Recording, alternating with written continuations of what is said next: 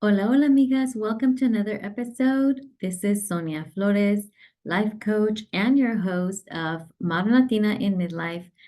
I am so excited to bring today's conversation. I invited a guest today to speak to us about hormones in perimenopause and menopause.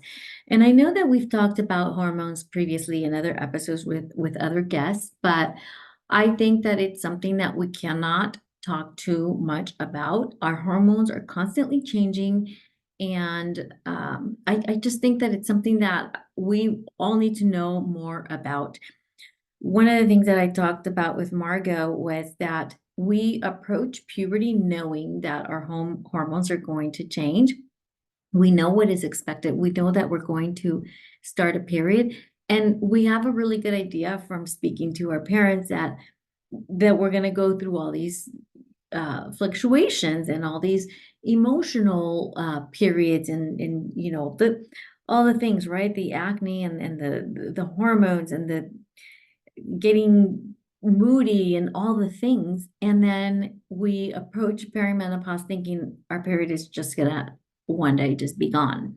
And it's just not that simple. We need to be better prepared. And this is why I continue to talk about it and bring people on board to talk about different things as well. So today's guest is Margot Witteveen. She is the co-founder of Perfectly Portioned Wellness and is a functional medicine dietitian. PPW is a virtual private practice focusing on women's hormone health, where they help individuals navigating from peri to post-menopause. Margot and her team assess your digestion, hormones, mineral status, detox pathways, and overall health. Her practice fills the gaps where providers cannot. At PPW, they treat, educate, and empower women, and they do it every damn day. So you know they got to be good at it. I hope that you truly enjoy this conversation and that you listen to the end. There is so much great stuff here. I could have talked to her for hours and just gone down a rabbit hole on so many of these different pieces and nuggets of information that she gave us.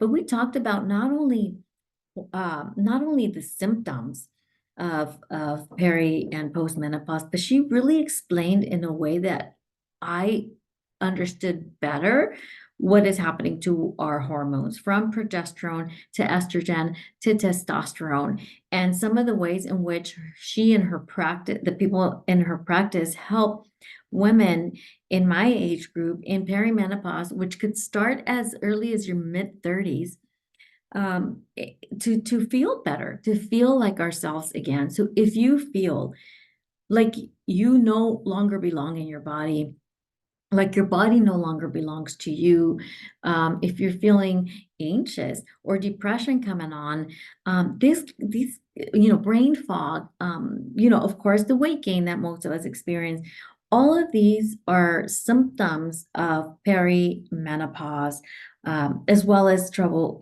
having trouble sleeping and uh, trouble with things like vaginal dryness, of course, and libido and things of that nature. These are things that we need to be talking about more.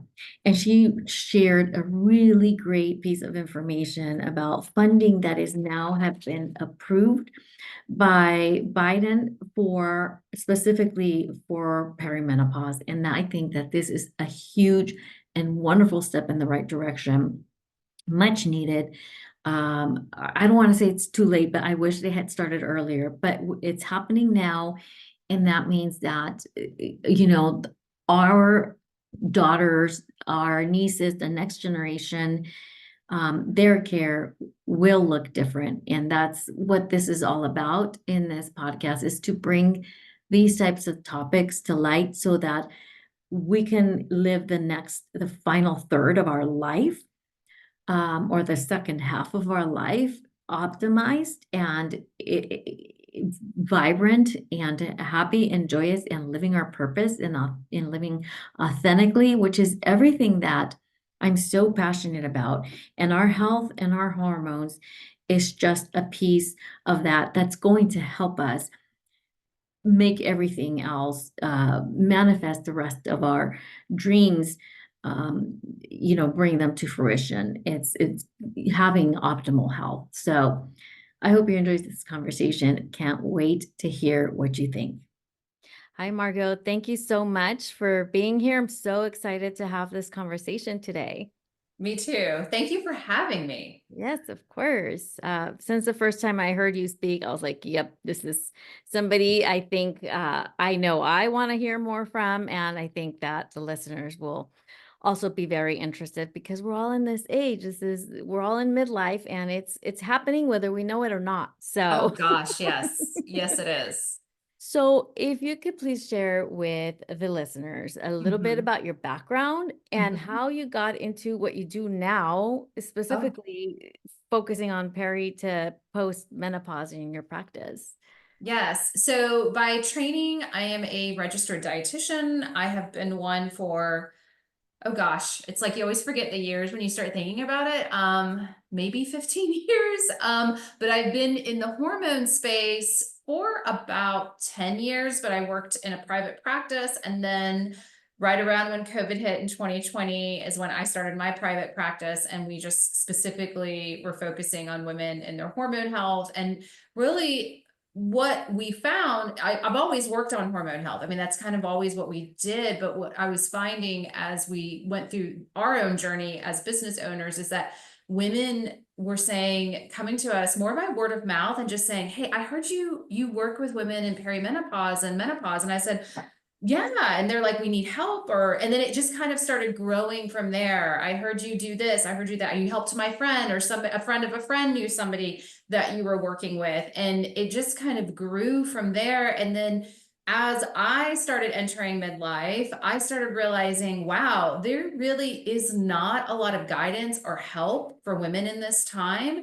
And it was just a blank space. And I think we're just on the precipice of women talking about it, not just amongst ourselves, but in more in like the greater, like, you might see celebrities are starting to open up about it more. The White House just is doing a multi-million-dollar funding for perimenopause and menopause research. So the Biden administration put that in. They actually put that into legislation in 2023. So they're giving millions of dollars to the NIH to start doing more research in it. So it's finally, I think it's taking root. The problem is, if you are in this journey right at this very moment, we still don't have those resources. So Yeah.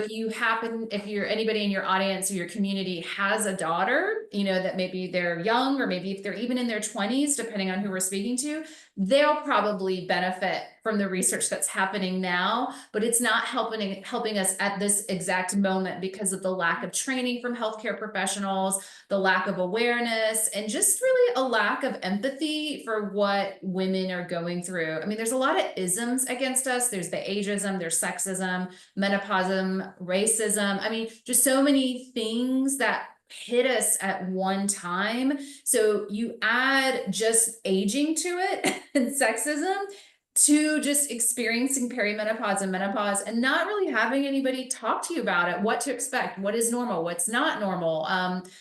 All of these things and these emotions of going through this process. And then also knowing that unfortunately society kind of tosses us aside when we're no longer fertile, or we're no longer able to, like, bear offspring, which is just really utterly ridiculous. So But awful. that's kind of what we've been deduced to. I mean, if you really want Right. to, and we really look at it. So that's kind of my trajectory, and that's just kind of how I've gotten to where we are today. And this is I think this gets thrown around a lot, but this is an absolute passion of mine beyond just professional, just working in a professional sense, but helping women see that they are still valued and that they have a lot to give at this time in their life and beyond.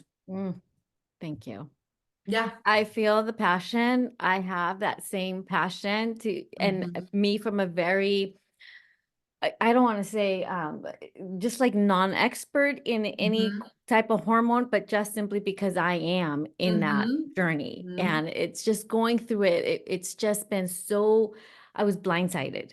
Yeah. And so when I went to my mom, like, hey, mom, what was this like? Oh What's happening? gosh. What's going on? It was like, They don't. I I grew up in a Latino household. We don't talk Mhm. about any stuff. So it Okay. was like, Uh-huh. oh, it Uh-huh. was just like uneventful. I'm like, Which we know un is not true.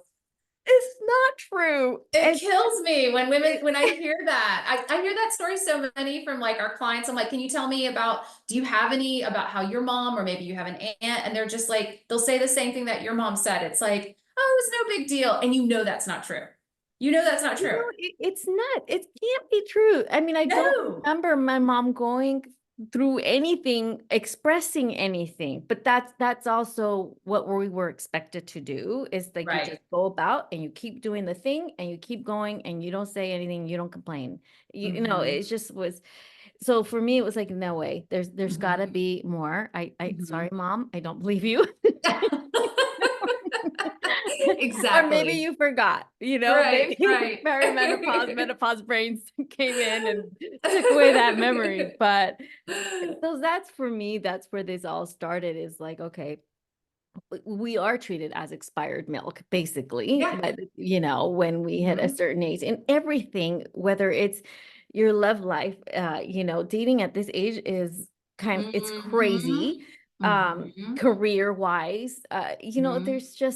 there's so much out there. And I think that for women in our age group, like, truly, I feel like the most empowered I ever been Yes. in my life. Like, I have so much wisdom, and I'm still active, and there's so Yes. much ahead of me, potentially another 50 years, 40 to Right. 50 years. Like, why would I want to be expired?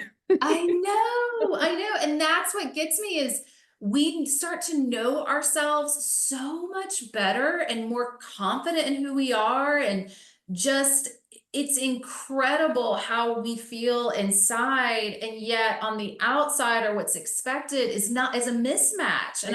And So no, it's we're not doing yeah. that anymore. It's That's so done. mismatched. It is so done. And I'd like to think that this research funding that was approved is because we are not, like, allowing ourselves to just continue to Mhm. do what is expected of us by Mhm. society. So that's why I love your passion, because I think it does forge the way for our nieces. And I don't have daughters, but I have Mhm. nieces, and so for the next generation. So that's really cool to hear that. So awesome. Yes. Very Yes, cool. So definitely. for those who might be unfamiliar, because many times I speak to women or cousins, and yes, this is becoming more known, but Mhm. still there are people that don't know what Mhm. perimenopause or menopause are, and Mm. how early it could potentially start. Can you Mhm. just, like, briefly, like, talk about what that is? Oh, sure, definitely. So perimenopause. So let's talk about excluding a woman that goes through a chemical menopause, which is when a woman is taking a certain medication that a lot of times you see this with breast cancer. They put them on a certain medication that really kind of almost removes their estrogen, especially if they have an estrogen positive breast cancer. So that might put them into early menopause. And then those that have had what we call, an actual removal of their ovaries and uterus for various reasons, that will slam them into menopause. And that, of course, can happen at any age. But then if we're talking about those that are going more through it naturally, it can start as early as your late 30s. And so what happens in perimenopause, and why it tends to be so tumultuous, is that when we're in our, what I call our pre-menopause cycling years, is we have a normalish cycle from like 0 to 28 days. And that 0 to 14 is going to be your follicular phase. And that is when you get a rise in your estrogen. And then it drops on ovulation. And then when you ovulate, it signals the body to make progesterone. And if you don't ovulate, you will not make progesterone. So I call that the MVP of the cycle. So that's kind of what happens is, and this is a very, very bird's eye view. There's a lot more things happening, but that's kind of what's happening is you get the surge in estrogen at the first half, it drops, you ovulate, and then your second half, you get progesterone. So, and there's also testosterone as part of it. So I'm really going to be speaking mostly about the sex hormones, but these hormones are not just for making babies. And so what we love about estrogen is estrogen protects our brain, it protects our heart, it protects our bones. It helps our cardiovascular health. It does have, I don't like to use this term because I think we need to move away from it, but it does keep us slimmer. And then what progesterone does is it helps you deal with anxiety a lot better. It helps you deal with stress a lot better. You sleep a lot better. I really look at it as like your calming hormone. And then there's also testosterone, which helps with lean muscle mass, helps with confidence, helps with libido.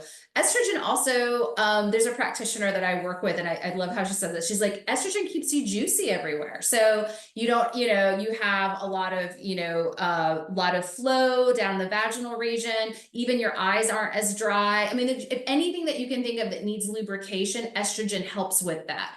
And so what happens in perimenopause, that early stage is you're not going to be ovulating as regularly. So you may ovulate some months and some months you don't. So if you don't ovulate, and this is normal, so anovulatory, what's going to happen is you don't make progesterone. So if you don't make progesterone, what you're going to start feeling is you're going to start feeling more anxious. You're going to start not sleeping as well. You're going to notice that maybe you don't handle stress as well either. And those are some of those early stages of perimenopause. I also consider them more neurological in nature. And then what happens is this kind of gets set up, this sort of, not making progesterone, but you're still making a lot of estrogen. And what's happening is this is occurring over months and over years. But even further from that, if I want to take it a little bit further, is that you also want to think about estrogen and progesterone almost working in opposition of each other. More what I mean about that is that you want to think of your estrogen as your growth hormone. So it helps with growing your bones. It helps with that. It also helps with, in the anticipation, if there was to be a pregnancy that might occur, it's going to make the uterine lining all nice and cushy for that egg to implant. But what happens is that estrogen just surges and grows and progesterone is not there. And progesterone actually tames our estrogen. So estrogen grows the grass while progesterone cuts the grass. So what you have, and maybe some people in your community may have heard this term, it's an unofficial medical term, but this estrogen dominance type symptoms. And what's happening, it's not that you have so much estrogen, it's that you have a lot of estrogen in relation to progesterone because your body isn't making progesterone like it used to, and it's not keeping estrogen in check. It's not like taming it, it's not simmering it down. And so you'll get these other symptoms like the weight gain might happen, insulin resistance, you're less carb tolerant. You might have really these moods like rage, tearful, anxious, angry. You're going to have all of these other moods. You're going to have maybe your breast, a lot more breast tenderness, so more, and even like dense breasts. You may even have really heavy periods. So all of a sudden you've gone from maybe having kind of an average amount of flow to really, really heavy flows to having clots.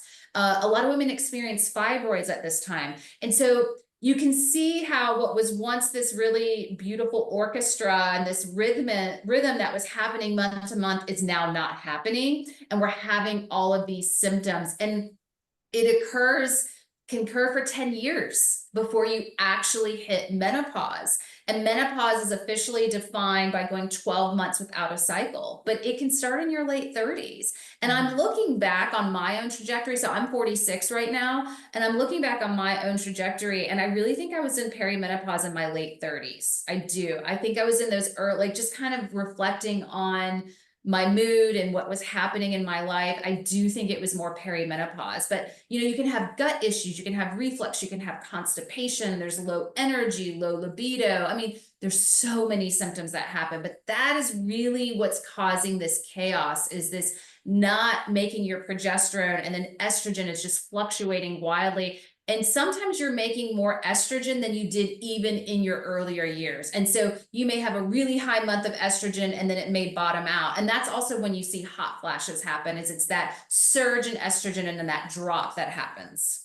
Wow. Yeah, I know. It's a lot. It's a lot. Exhausted. It's a lot. Exhausted just hearing about it. Yeah, it's a lot. It's a lot. It's a lot. So for people to say it was uneventful, I know. Like, exactly. And it's shocking to me that I reached this age not knowing anything about it and not being prepared for it at all, Mhm. whereas I reached puberty knowing I was going to get a period, and that the mood swings were expected and all Yep. the things were Mhm. expected, but then it's like, well, why are we just walking into perimenopause completely blindsided by all of Yeah. this? So I just find it that it's such a huge event change in our bodies, in our Mhm. lives, and how much it affects our entire household Yes. that it hasn't been talked about more Mhm. in the real Mhm. scientific way, as opposed to, Oh, oh, she's going yes. crazy, or, Yeah. The she went cognitive nuts. changes, the brain fog, the all of those things, I think I look at some of these other symptoms, and really with our clients when we work with them, it's more like the hot flashes and the weight gain and some of these other these are really surface symptoms, but what I really like to get in is that metabolic symptom. Those are the things that, because again, as we were talking about earlier, we're thriving now. Like we know ourselves so well, and we may be at the, maybe just climbing in our career. We may be ready to take our business to the next level. We may be looking for that promotion, whatever it is you're doing. And all of a sudden, you have the rug ripped out from under you with all of these symptoms, and you may not try to seek out those opportunities because you don't feel like yourself. And that is what we really do in our business, is we help women feel like themselves again. I mean, Mhm. that's really bottom line. We just Yeah. help them feel like themselves, and in different facets, of course, but that is what it's about, is feeling like yourself and helping you thrive at this time in your life, because we have so much more to offer. We just have so much more to offer. Yeah, I love that. So how do you then work with women? For example, like, Mhm. for me, it's been it's it's been a challenging Yeah. um phase, Yeah. with all like the hot flashes and all the things happening. Mhm. I feel like those are seem to kind of have tamed a little bit. Mhm. I'm not in menopause. So And you're still cycling. You're I'm still having a well, cycle. Or is it skipping now? Are we starting to get it's to where? sputtering. Yeah, it's sputtering. Okay. It's Okay. like Yeah. I was like, I had my last normal period last May, and I don't care. I don't Yeah. care if Yeah. it's Uh-huh. TMI, whatever. Right. And then in March, I'm like, oh, here it comes again. And then I Yeah. skipped, and then May was like Mhm. 2 weeks of like, I've never Bleeding. seen something like this before. Yeah. I got scared I'm because sure. it was just so much. I'm sure. I'm sure. And I was like, I guess it's normal. It's what I That can. is normal. That is absolutely normal. You can have what some of our clients will use the term as crime scene period, and it can be for 2 weeks. And Mhm. it is alarming, because you're just Yes. like, this is so much blood. How can this really be happening? So what's probably what you would need, if, just based on the few symptoms that you shared with me, is probably, there can be some things that we can work on from a foundational health, but probably progesterone is what is going to help you. And so that's something that I really want to get across to your audience and to your community at large, is that there's no amount of supplement. You cannot out diet or out supplement perimenopause. Nothing is going to bring back progesterone without Right. taking it exogenously. Nothing is going to Mhm. bring back estrogen. It's just the ovaries are backing out, and you cannot, there isn't a special supplement that's going to make it, because this is the natural progression. It's just that it's going out with a bang, unfortunately. And Mhm. so Yeah. it's really important to understand that it's not your fault. There isn't a special diet. There isn't a certain way that you can eat that's going to balance. In fact, I always tell our clients in midlife, like, don't try to balance your hormones, because you're going to lose. Right. We can't balance them right now. If I was talking to a 25-year-old, I would be able to balance their hormones, working on various things. But at this time, so what we want to do is we want to reduce the chaos, and we do Yes. that through foundational health. So what we do is we help you sleep again. We get your foundations. We talk a lot about nervous system support, because your nervous system is what's going to set the pace for healing. It's going to set the pace for how are you going to go through this transition. If we are not providing deep nervous system support, and it's not just about meditating 10 minutes a day, it's deep nervous system support. It's honoring your body, listening to your body, nourishing your body, not being restricted with what you eat, doing the right type of physical activity for your body. It's deep nourishment. So once we support our nervous system in that way, and we've kind of got you on a nice routine or whatever it is that we're working on, then we can do some of the other foundational things, like making sure you're eating enough protein, making sure you're eating enough fiber to help with the excess estrogen metabolism, talking about, you know, what I call smart movement or physical activity. I don't even call it exercise anymore. And then we do a lot of work with minerals, because those are foundational, is what we consider. So they're spark plugs for the cells. They help our body run. They do so many things in our body. So once we've got that, then we kind of see, okay, how are we feeling? Where are our hormones? How are we feeling? And then we're going to layer in hormone replacement therapy if it's appropriate for that person. And we help them find a qualified practitioner. It is so essential that you have an HRT literate practitioner. For the majority of women, HRT is not only safe, but highly recommended.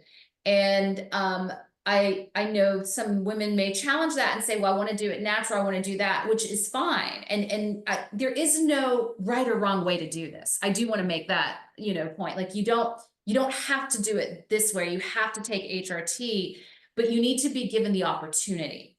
And that's what I don't like, is when women aren't given that option, because typically about 5 to 10 years out of menopause, as of now, as the research states now, they will not give you HRT. So you have a window that you can take HRT. And if you're too far out from that window, they won't give that to you. Really? Because they don't know if it's safe. We just don't have enough data on it. So I always say, So what is the window then when it is safe? typically 5 years. So post-menopause. So let's say today is your last day of your cycle. You know, you've hit menopause. Today is the day. Then you've got 5 years from now. So 2029, theoretically. You'd have the next 5 years before a practitioner. After that, you're going to be hard to find a practitioner that's willing to prescribe hormone replacement therapy. So once you get it, so let's say I start getting it now. You can start getting that before you I've started it already. Okay, so when you start taking that, you can continue taking it until forever, until you don't want to take it. You can take it to the day you die. I have some clients that are like, no one is taking this from me. I will take this till the day I die. And so HRT or hormone replacement therapy absolutely has a tumultuous past, and we could do a whole nother podcast on this. There's a lot that's in that. It has a tumultuous past, and the research is terrible on it. However, it works really well when it's used as prevention and not treatment. So the earlier you start, the better. And I personally, I'm happy to share this right now. I'm just taking progesterone in my luteal phase. And I have to say it's made a huge difference with my cycle, with how I'm sleeping, with my anxiety, just a lot of different things. But I have some clients that are in perimenopause that are doing both estrogen and progesterone and taking testosterone. So there's a lot of different ways that you can do this. But what I really, and again, I think we could probably do a second conversation just on that alone. But what I really want to get across is that for majority of women, it is safe, but you need to be working with an HRT literate practitioner. And you need to be given that option. So what I don't want for your listener, or for you, Sonia, if you're interested, is you go to your doctor and you're saying, I'm experiencing this, this, and this. And then the only option they give you is birth control and or an antidepressant. Those are viable, but that should not be the only option. Hormone replacement therapy should also be offered, and have that discussion of pros and cons, this or that. Should I keep my IUD in? I get that conversation a lot. How long should I have my IUD in? So it's just, we need to be given more options and being told that, you know, you can take this and its potential to feel better. And no, you don't need to have your hormones tested. Your doctor should go by your symptoms alone. You do not need to have a test for that. And they're going to go by your symptoms. And you don't only, we have had several clients where their physician might say you can only be on this for 5 years. That's also not true. So lots of misinformation out there when women could really be getting the help that they need through HRT. And then where we come in is we help with that foundational help, and we really help with hormone literacy and education, treatment, and empowerment. We will provide our clients, you know, things to ask your doctor. Like, I don't even know what to start to ask. And that's what we'll help them with as well. Okay. Wow. This is a lot of great information. So much, none of this is new to me, but of course it's hard for me to retain this information. I understand. But It is I a lot. do, yeah. And that's why we need to like work with somebody like you so that you kind of, you keep Mhm. us on check and, keep us on the right track. But yes, 100% to the research that you are talking about. We did have somebody else on the podcast already come on and talk about, and we briefly talked about that research, Mhm. but that is really important to know that Mhm. for those people who believe that estrogen and progesterone are carcinogens or lead to cancer, there's a whole misinformation, really bad research out there that people just ran with, and they ran with it for like decades. So that's been Decades. debunked. That's been Yes. debunked. So do your homework if Yep. you're listening, please. There are more hormones in birth control than there is in HRT. Yes, this is what I try to say. And it is such, I can't have this conversation with friends that are like, but my birth control, I'm like, okay, you know what? I'm just not even going there. I I'm know not, you can't. You you don't have to can't. be open to that. I agree. Yeah, I agree. I I get agree. it. No, and I get it. Why it's helped them, and that's great. And Uh-huh. Uh-huh. I'm just gonna leave it. I'm gonna leave it there. Yes. I get it. I understand. Yeah. And I don't know enough like you to be able to make like a really Right. educated, Mhm. rebuttal. I know. So I'm like, I'm just gonna leave it alone. But so one thing I heard you say, Mhm. we cannot balance our hormones, correct? Yeah. That's Correct. what I always wondered. I'm like, is there this? I'm trying to balance my hormones. Is that a thing? And it seems to me like I don't think we're supposed to, right? No, you're absolutely right. Your intuition is right. This isn't the ovaries, the whole symphony. So we have a directive from our brain to our ovaries, and it's the ovaries, as I said, they're backing out. They're just backing Mhm. out. We have less eggs, we Yeah. have all of these things, and it's it takes a lot. Okay, if we're just talking again, hormones aren't just for making babies, but if we want to use that for this example that I'm about to give, it's a lot of energy to have a monthly cycle. And that monthly cycle is there to prep the body for the expectation of pregnancy, whether or not that's our goal. But every month it's thinking, okay, are we going to get pregnant this month? Are we going to get pregnant this month?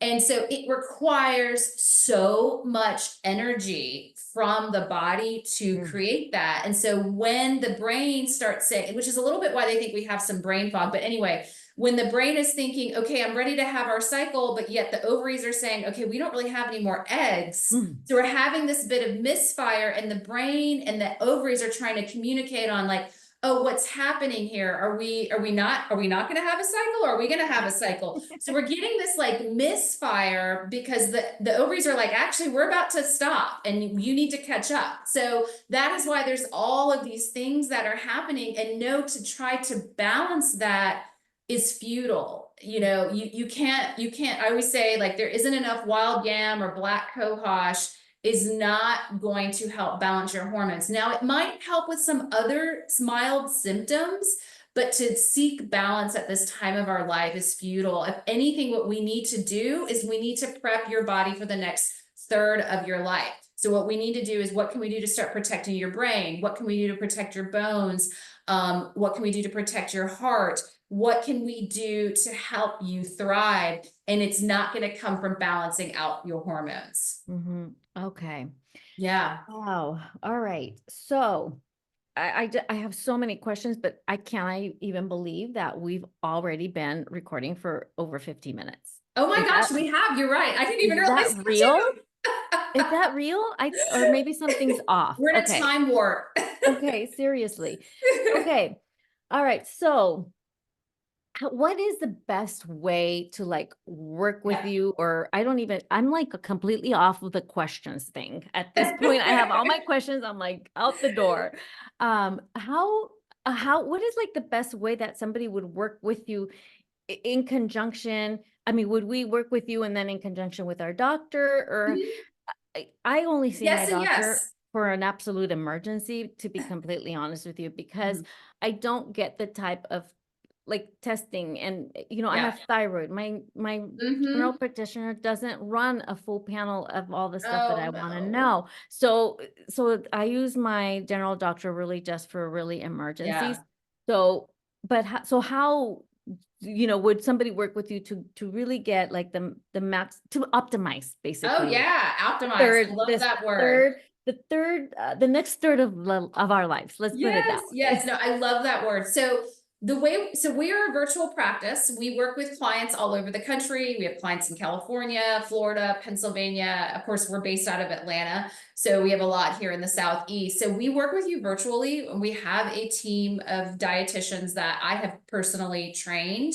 And so what we do is we work with you for about 5 months. It's a five, and it is truly it's a 5 month journey. And when I say journey, it's funny, I think we use that term a lot. And I had a client the other day that was kind of halfway through her program.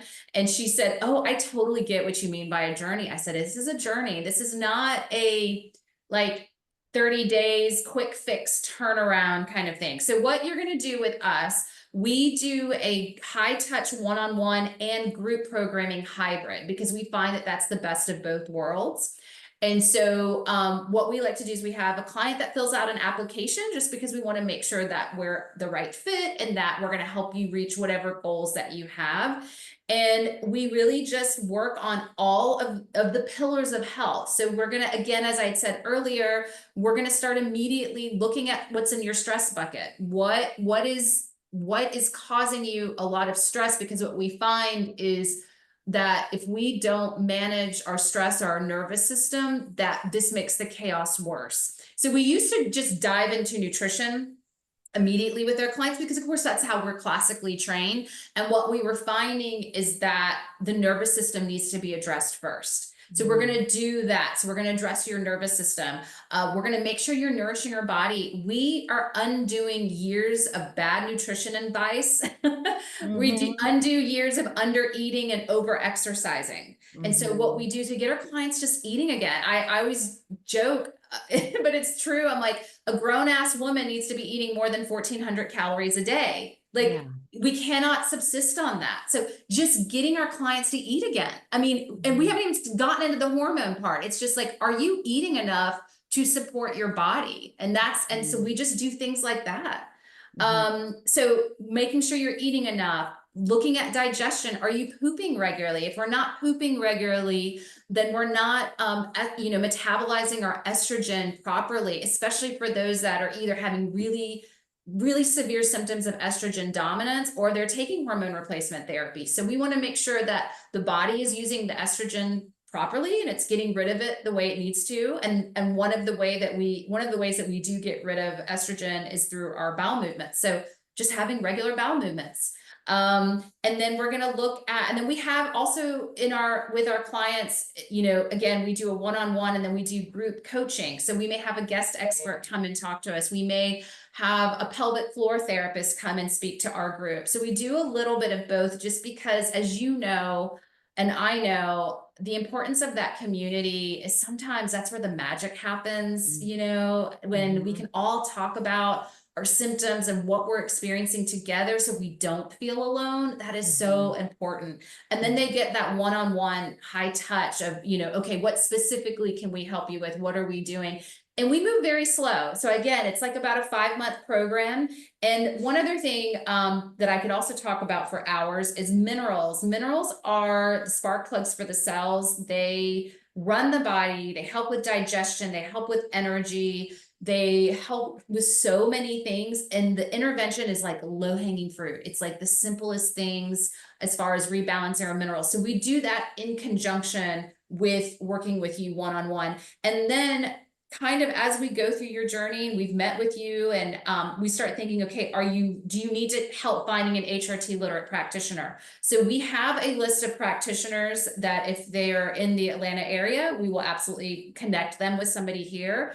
Otherwise, we help find them an HRT literate practitioner in their area. And we can also help them with getting blood work. So Sonia, as you were saying earlier, you need a full thyroid panel. Well, we will help you get that blood work. We can actually write that and help you find a place to just go get your blood work, and we can help with the interpretation. Now, we can't prescribe Synthroid if it's hypothyroidism. I mean, that's out of our scope of practice, but we can again kind of help navigate the right practitioner for you. So we'll do all of that, help you with anything, order blood work if that's what's needed to look at your thyroid, anything that we can do to help really facilitate your journey and get you to where you're just like, by the time you're done with this, you're like, I got this. Yeah, I'm done. that's how I would love to feel. Like I just feel Mhm. like I've been navigating this from the thyroid thing to then Yeah, perimenopause. I just feel like I don't know where to turn, you know. right. It's just you know, some of the like some of the things that you've mentioned and that I have questions, like you mentioned that you were taking progesterone in your Mm, luteal phase. So does that mean that you take like a different hormones throughout the month, or yeah. is this like your like pills? Because I was prescribed once progesterone pills, Mhm. or I once had like the bioidentical Mhm. hormone replacement therapy Mhm. pellet. Like, Mhm. what does that look like, or what is ideal, or Mhm. what do you recommend the most in your practice? It's going to depend on symptoms, which is what a doctor should do as well. So we're going to go by your symptoms. And of course, we're dietitians, so we can't prescribe it, but we can help guide you. And so I'll answer for myself. So right now, I'm not having symptoms of low estrogen. If anything, I'm having symptoms of probably too high estrogen. And I knew, of course, from the work that I do, I had been tracking my anxiety and not sleeping well, and was trying to, I gave it about 3 months because I was like, I want to make sure this isn't situational, just, being an entrepreneur, running a business, raising two boys, but all the things. I wanted to make sure that this was like, okay, is this situational or is this like really low progesterone? And then I was like, okay, I know what I need. So for me, my journey, I'm just starting with progesterone. And the only reason why I'm taking it in the second half of my cycle is because that's when progesterone is supposed to peak.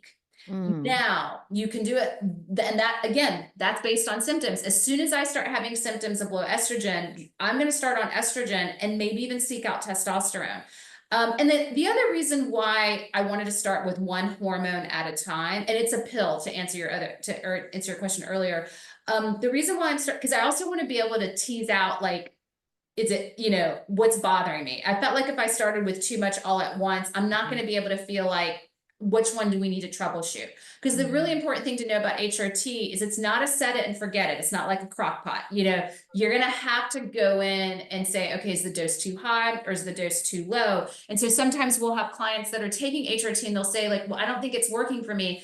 It's not that it's not working. We just need to adjust the dosage. And mhm, that's where a little bit of that troubleshooting, and that's where having a practitioner that knows what they're doing can say, okay, if you're not feeling this, then let's try increasing this, or let's try a different delivery. I will say, majority of women, you can take a progesterone cream, but majority of women do need an oral because we need it systemically. A cream is sometimes not strong enough, or maybe are very early perimenopausal clients, maybe if they're 37 or 38, maybe could do a progesterone cream because that might be all they need. Most women are going to need progesterone orally. mhm, And mhm, if we're having a lot of vaginal dryness, they may need not only estradiol, which is what you would take in a mhm, prescription strength, and vaginal estrogen cream. And you can take them both mhm, together. mhm, So we'll see. I mean, now that I've been doing this for so many years, I see so many different combinations. I mhm. see, I Okay. see a lot of different ways to do it. There isn't one Mhm, way to do it, and there isn't one dose. So for instance, I'm taking 25 milligrams of progesterone. One of my friends is taking 100 because that's what works for her. So it just okay. really, and I do anticipate I will need more in time, but this is what's working Mhm, for me for now. And when the symptoms come back, I go back to my doctor and I'll say, okay, let's increase this dose, or I'm ready for that mhm, estradiol, or I'm whatever it is that I need. So mhm. you do have to tweak it a little bit. You do. Mhm. Okay. That's interesting. So I tried HRT, the pellets. This Okay. doctor like tested, like he did testing. Yeah. And so he came back and said, this is what you need. This is the Yeah. combination for this pellet. And he put that in. And I Mhm. was like, hmm, I don't, was I supposed to feel something? You should. My friend raved about it, and Yeah. I was waiting for those kinds of results. Yeah. And I was like, well, I'm not going to go do that again because I didn't feel that it I did anything understand. for Yeah. me. So then I had this other doctor and he went by the symptoms. And I'm like, Oh, don't you good. need to test me? He's like, no, just your symptoms, I know. And so I was like, I don't know. Mm-hmm. Yeah. Because we're so much taught to get tested, get tested, get I tested. know. I just thought, well, if I'm not tested, how is this real? Hmm. So he gave me progesterone. I Okay. think it was 200 milligrams, and Yeah. I hated it That might have been too because high. it made me bleed forever. That might have been too high for you. Yeah. That was And probably so, too and I high. would tell him, and I would discontinue because like this is so inconvenient. Hmm. No. Yeah. That was And probably too high. we tried it several times, and he kept giving me the 200. He He never did? like cut it. Yeah. Hmm. So, and what he did at one point added estrogen, and I just kind of got frustrated because I Yeah. kind of felt like he might not know enough is what I felt. And You so I were just, Your intuition was right. So if I can say this, so I can take 25 milligrams of progesterone because I'm not taking any estrogen. But the moment that or it's estradiol is officially what it is. But the moment that I take estradiol, the minimum you have to take is 100 milligrams of progesterone. And that's to protect yourself, the endothelial lining of estrogen. Because remember, estrogen grows the grass, yes, progesterone cuts I the will grass. never forget that. Yes, This one it's a grows the great this one cuts analogy. it. I'm like, okay. You So got to have that in opposition. And so right now we have the minimum that has to be that you have to take is 100, is that 100 milligrams to be safe. So you probably just needed 100 milligrams. And if you weren't taking estradiol, you could have probably been taking the 25 or 50 that I'm on right now. So yeah, you just didn't have a dot. See, this is where it gets, he knew enough to not test you. I do think he started you off too high on a dose of progesterone. Um, but you got a little bit further than the other doctor. I will say this, I do not recommend pellets okay. because they take you up too high and then they drop you and they're not as consistent. And you need to have consistent dosing with your hormones. Okay, thank Yeah. you. And that's why I share is so that people can hear hopefully their stories or themselves in this, Yep. in these and know that there is a better way. So there is a Mhm. solution. There's always a solution and a better Oh, way. well, it just makes me feel like I'm getting closer. You are. You are. So, awesome. So how can people work with you? Where can we find you? Yes. Tell us all the goodies. Yes. So you can find us on, so our website is perfectlyportionedwellness.com. That is where you can find all about our information because we also work with women that have endometriosis and PCOS because those conditions do not go away when you're in perimenopause and menopause. I think a lot of women think that. And so we have extra training on dealing with those conditions. And so we have a client application there, but I also encourage women to attend we do monthly group calls. And so get on our email list. We have a quiz on our website that says, this is not your mother's menopause. I love So it. Yes. yes, you can get on so that would be one way to join our email list. Once you take the quiz, you've joined our email list. Of course, you can find us on Instagram. But we do these monthly group calls and we kind of switch up the topic. So if somebody wants to join us that way. But once you get on our email list and once you take that quiz and you can join us, you can you'll start getting all of our notifications.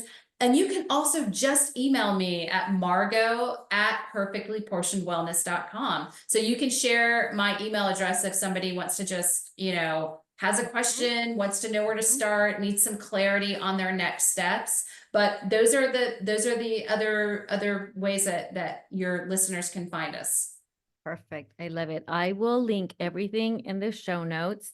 And let me tell you, you need to follow Margot on Instagram because her reels are like spot on. She was talking to me and I've learned so much from watching your Instagram. I know that if I go to you, that Right. you got me, is how I feel. Like it's like, oh my Oh, gosh, that's she so good. hears me, she sees me. That's how I feel. So Oh, I'm thank you. definitely gonna be looking into your group calls and sending in an application because it's time.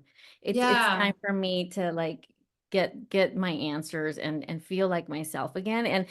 5 months in the scheme of what the next 20 to 30 years could look like Yeah. is nothing to get there. I So agree. And perimenopause and menopause should be standard of care.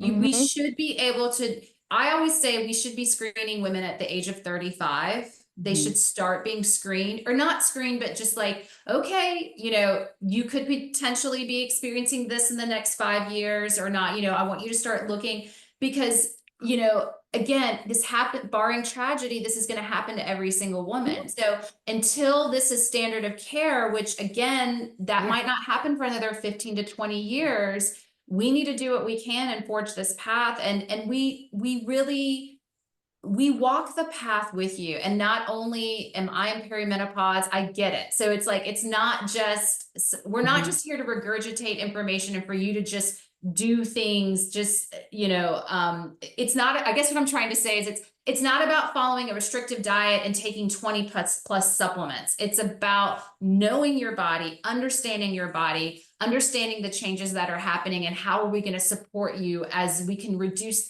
make these mountains of just these crazy symptoms that we might be experiencing, and maybe make them more like little mounds, and just make them Mhm. smaller and just help you feel like yourself again. I mean, that to me is one of my favorites. When I have a client that says, Mhm. I feel like myself again and I feel at home in my body again. Yeah. And that is what we want. Yeah. Oh, just hearing that, just thinking of reaching that point, that's what I've been craving. So Yeah, thank you so much for coming absolutely. on and talking to us and sharing all your wisdom. I could talk to you forever. I have so many questions, but I will do that in in your We'll do private another one. container.